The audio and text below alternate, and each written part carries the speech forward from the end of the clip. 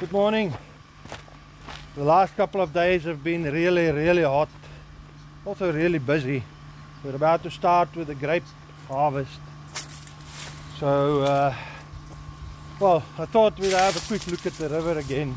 And some good news on the river front is that the Department of Water and Sanitation, you could see in the last couple of months that they're actually working on the site because things are constantly changing. At least they were changing, and now it seems that they've got a lot of things running again. Specifically the dams. The dams, individual pages are up and running with the forecasts of the levels of the dams, and we'll have a look at that.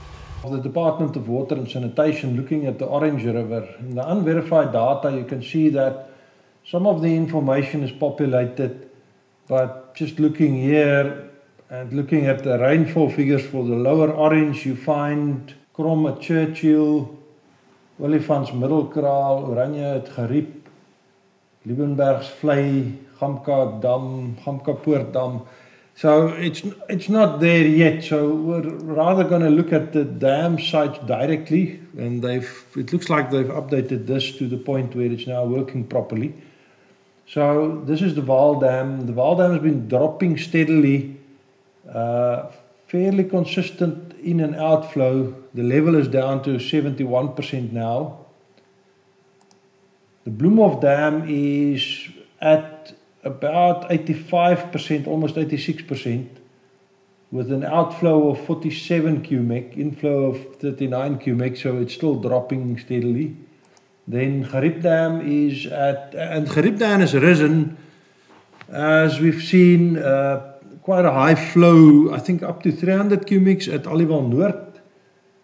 You can see here an inflow of 340 cubic. So the Geriep Dam has gone up to 88.8%, but the inflow has now dropped down to 60 cubic and the outflow is 74 cubic. Van der Kloof Dam is also dropping steadily. It's still at 89% with an outflow of 124 cubic. But you can see here, it looks like they're still generating power with intermittent generation, it looks like. The lower Orange is around 70 to 80 cubics. Lower down, it's dropped down to 45 and 50 cubics at Blowpits and Sendlingsdrift. Then looking at the weather forecast for Kleinpella, my area, you can see why I'm talking about high temperatures, and we'll get into that in a little while. So the forecast here is for 41 to up to 44 degrees, and sometimes you can even add some to that to get the actual temperatures that we reach. A general look at Krakeelrivier, the Eastern Cape, shows us some rains, not too much. And then in the North Johannesburg area, and we'll have a better look on Windy in a moment, we don't see much by way of rain.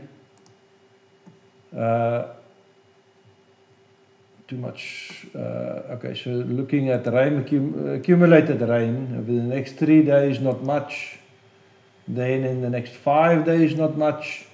And even in the next 10 days, not much rain. Start getting some rain in the north of Namibia. So something might be moving down soon. Looking at Madagascar, the system's going over that there. So there's rain in the north, but we don't see anything really down here.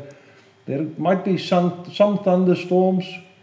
You have to look at it day by day. I look at it around midday to afternoon. Some small chance of some thunder showers. Let's have a look at what Windy's idea of the temperatures are going to be. Overall high temperatures.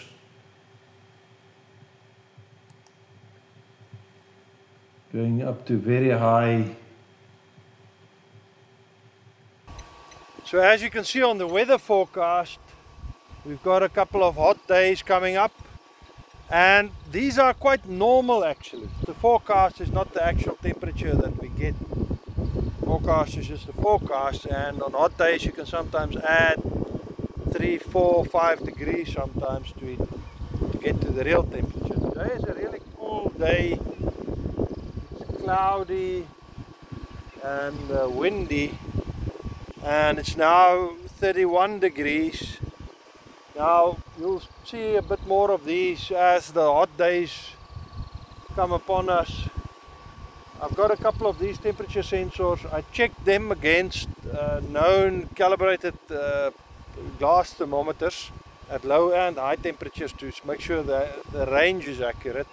And they're accurate to within about half a degree. Most of them are within about 0.3 degrees, so the accuracy is good. Temperature wise, we'll keep an eye on that. Keep an eye on the river levels, but as you see, not much, doesn't look like much is changing, but we've had very strong winds in the last couple of days.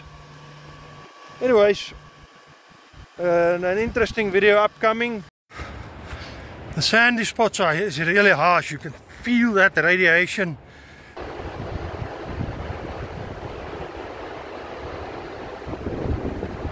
I don't know the situation with the leopard, so I don't want to go too close.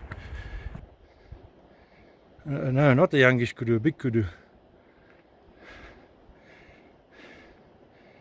As soon as I can get it edited, and we'll see you after that. See you on the next one. Cheers.